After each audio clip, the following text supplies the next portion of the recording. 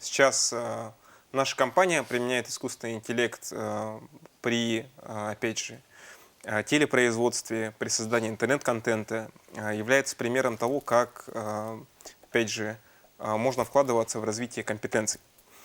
Поскольку в сильности по решению руководства министерства, нашего курирующего Министерства инноваций, решение руководства компании, если не ошибаюсь, в конце 2023 года было принято решение о том, чтобы создать свою модель text-to-speech, и эта модель сегодня применяется в нашей компании. Вот. Сегодня мы их знаем как виртуальных ведущих НВК Саха. Один из образов был в том числе взят с меня. За это мне заплатили 1015 рублей, честно, заработанные деньги. И тут опять же, да, если немножко, так сказать, вникнуть в то, как это все происходило, есть компания CDN Video, у которой имеется патент на создание подобных моделей, когда ты пропечатываешь текст и, соответственно, виртуальный ведущий, виртуальный аватар, назовем его так, он, соответственно, этот текст произносит. Да.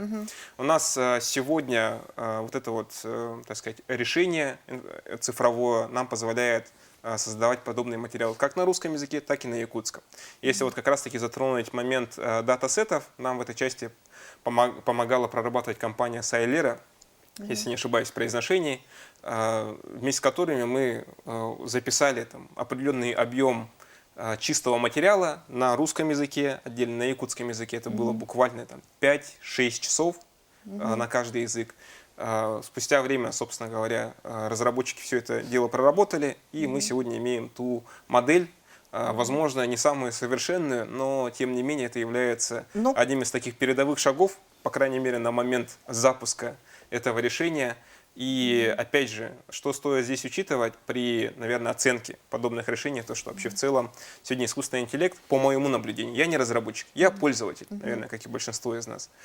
Я понимаю то, что сегодня искусственный интеллект развивается вообще семимильными шагами. Вот. Ну, кстати, наши друзья из Китайской Народной Республики, с китайского телевидения, я имею в виду, они тоже вот такой вот text-to-speech свой используют.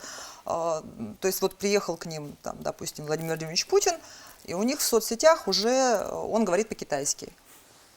Они, то есть просто используют свою вот эту вот модель text-to-speech, ну, не для телека пока, а для соцсетей.